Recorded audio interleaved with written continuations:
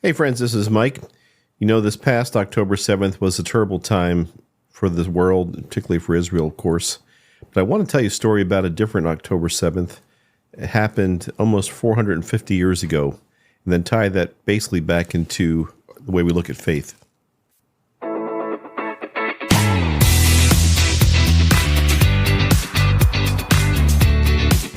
Hello again, friends and fellow truth seekers. Mike Nicholas here with another episode of the Soul Unleashed podcast, where my goal is to help you with the questions you might have regarding the awakening of your soul, and particularly to help other left brain types like I think I am ask the right questions in our search for a deeper meaning to life. And ultimately, I want to help you unleash your soul from limiting beliefs and smothering paradigms. So let's get started with today's discussion. You know, I don't spend a lot of time gazing at my navel and coming up with all these internal things I want to share with you. But I do like to look at history and see how things happen and maybe question them, particularly how they impact our faith. So the story I want to tell you took place about 450 years ago, and it dates back to the 1500s. There was a struggle going on in the world between the Ottoman Empire and also the Byzantine Empire, which was primarily Catholic, and troops of the Ottoman Empire had invaded and occupied the Byzantine Empire by 1453, and they had brought a large portion of the increasingly divided Christian world, divided between Eastern and Western, Eastern being in Constantinople, Western being in Rome, but they had brought a large portion of the increasingly divided Christian world under their version of Islamic law. And for the next 100 years, the Turks expanded their empire westward on land and asserted their naval power in the Mediterranean. So in 1565, they attacked Malta, and they were planning an eventual invasion of Rome. They were repelled at Malta, but the Turks captured Cyprus in the fall of 1570. So for all these years now, hundreds of years, the Ottoman Empire and that had been expanding towards Rome, and their ultimate goal was Rome.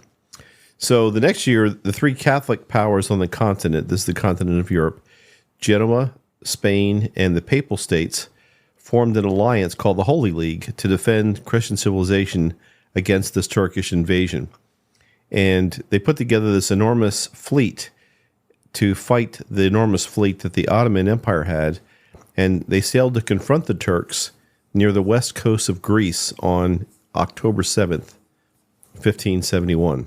Now, this is the story that's told about that battle, and I'll tell you here in a second why it's critical and so important to the Catholic Church anyway, but there's some things I want to discuss about it and related to some other battles. Anyway, we're told that crew members on the more than 200 ships of the Papal States, the Holy League, they prayed the rosary in preparation for the battle, as did Christians throughout Europe. And the Pope was Pope Pius V, and he encouraged everybody to gather in their churches to invoke the Virgin Mary against the Turkish forces. Now, there are some accounts that say that Pope Pius V was granted or received a miraculous vision of the Holy League's stunning victory before this all happened. And I want to relate that particular vision to some other visions one that I mentioned in my last podcast. But back to the battle. The battle is called the Battle of Lepanto, and it remains today as one of the most significant naval conflicts in history, not just for the scale and the number of combatants involved, but also how it was deeply intertwined with faith, particularly the Catholic belief in their belief that the Virgin Mary interceded for this victory. So it was quite a feat for the Pope. I've discussed before about how it's kind of confusing. You know, the Pope was very much involved in politics, especially in that part of Europe, and especially this time of the world, the 1500s. But he put together this Holy League. As I mentioned, the Holy League, put together by Pope Pius V, was a coalition of Catholic maritime states. So it included the Papal States, Spain, Venice, Genoa, Savoy, and the Knights of Malta. And the League's objective was clear. It was to defend Christendom and to stop or halt the advances of the Turkish Empire. So the number of battles, or the number of men on either side was pretty unbelievable, especially when you consider the fact that this was a naval battle. The Holy League assembled a fleet of about 200 galleys and 6 of these very large, heavily armed galleys, so 206 galleys, and they had about 40,000 sailors and soldiers on this armada. The Ottoman fleet, it was under the command of somebody called Ali Pasha. The Ottoman fleet had 230 galleys, so they had more, with about 50,000 sailors and soldiers. So the Ottoman fleet was larger. Both fleets were well prepared, and they both understood the significance of this battle, that the winner was going to exercise control over the Mediterranean, and basically the fate of the Christian empire in Europe was at stake. I just want to stress again the role that religion played in this. So the Pope had rallied all the churches throughout Europe to pray for this. I'm not sure how that all works, since there wasn't Twitter or X or FaceTime or whatever, but the word got out apparently, and they were all supposedly praying the rosary for this victory. And anyway, it's recognized that this widespread act of faith was kind of a testament to the era's religious fervor and their belief in divine intervention in human affairs. They definitely believe that, obviously they definitely believe that the Virgin Mary could and would intercede for them, that they were on the side of right, I guess. Anyway, the battle took place in the Gulf of Patras, which is near the western coast of Greece, and the Holy League was commanded by Don Juan of Austria. I'm not making that up. And he basically used an unusual tactical formation where he put those big, powerful galleys in front, and the Ottoman were very confident. The Turks were very confident in their ability and their navy, and they were very aggressive, and they attacked. And at the outset, it was a very fierce battle. Both sides experienced staggering losses just in the first few hours of the battle. The turning point came when Don Juan, leading the Christians, he led a bold charge with the galleys that he had into the heart of the Ottoman naval formation, and it resulted in the death of Ali Pasha and the capture of the Ottoman flagship. And that basically galvanized the rest of the Holy League forces, and they won the battle. And just in terms of numbers, the victory of the Holy League was pretty decisive. The Ottoman, they had 50,000 sailors. They lost more than 30,000 in that battle, which is incredible. And the Holy League suffered about 7,500 killed. The Christians also captured about 10,000 Ottoman sailors. So out of the 50,000, only about 10,000 got away. But they also freed thousands of Christian slaves who were rowing in the galleys of the Ottoman fleet. That's kind of interesting. And also they lost basically all their ships. The Holy League destroyed or captured over 200 of the Ottoman vessels, significantly weakening the Turkish empire, and their naval dominance ended in the Mediterranean.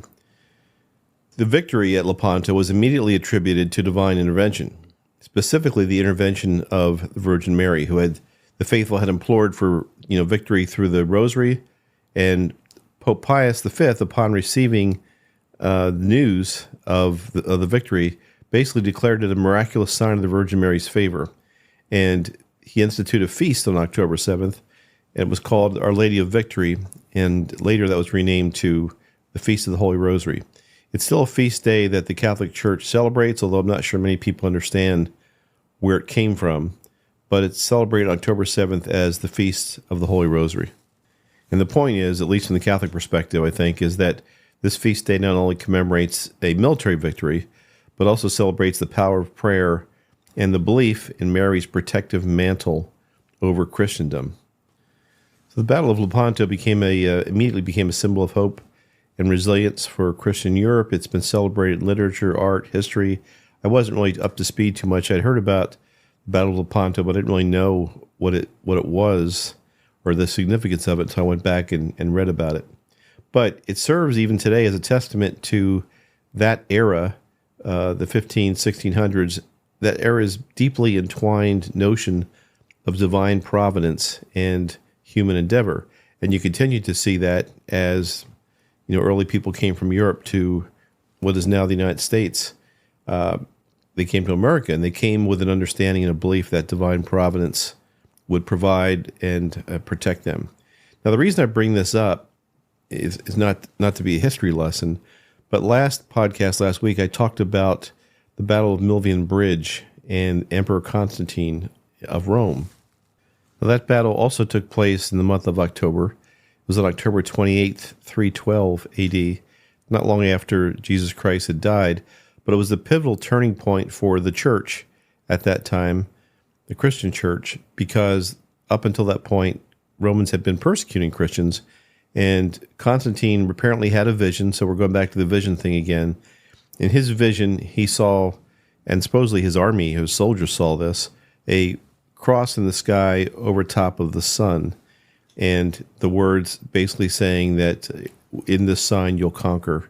The words were in Greek or whatever, but it says, in this sign, conquer. And so he went to recreate that sign. It's called the Chi-Rho, CHI-RHO, and it's basically a cross, an X, if you will, with a P, the Greek alphabet P that goes through it. And that emblem, it's also known as the labarum, was carried by Constantine on all his imperial standards in future battles.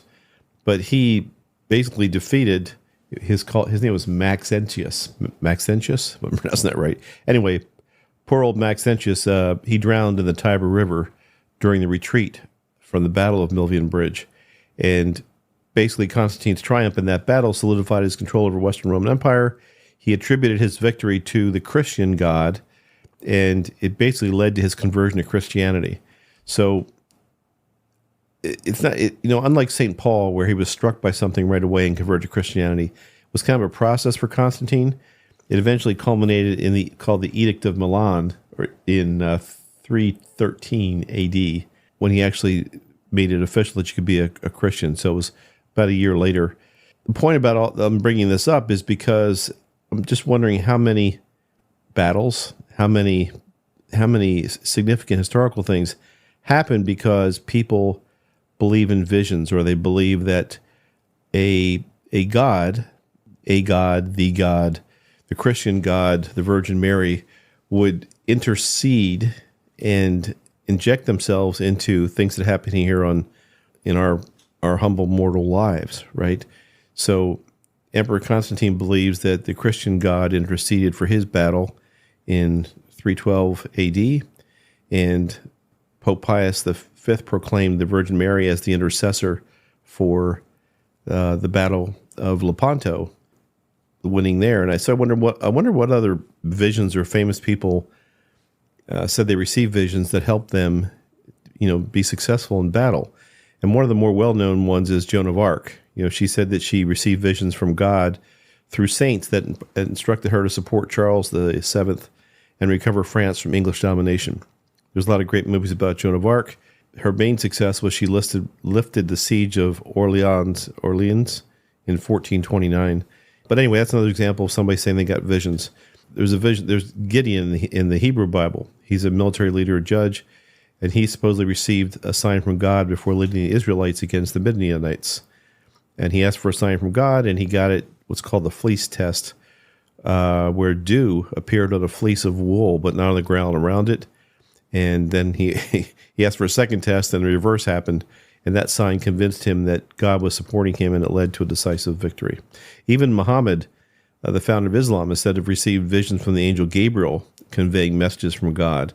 So it wasn't related to a specific battle, but it basically inspired him and helped him inspire his soldiers to lead them in battle. And then just one other example is George Washington. Now, George Washington never claimed to receive visions, but he was really, really lucky in a lot of his early battles, especially the early ones, where he was somehow not wounded. He was with Braddock at Pittsburgh when he was fighting with the British at the French and Indian War, and it was a miracle, according to a bunch of people that were there, that young George Washington was not killed as part of that battle.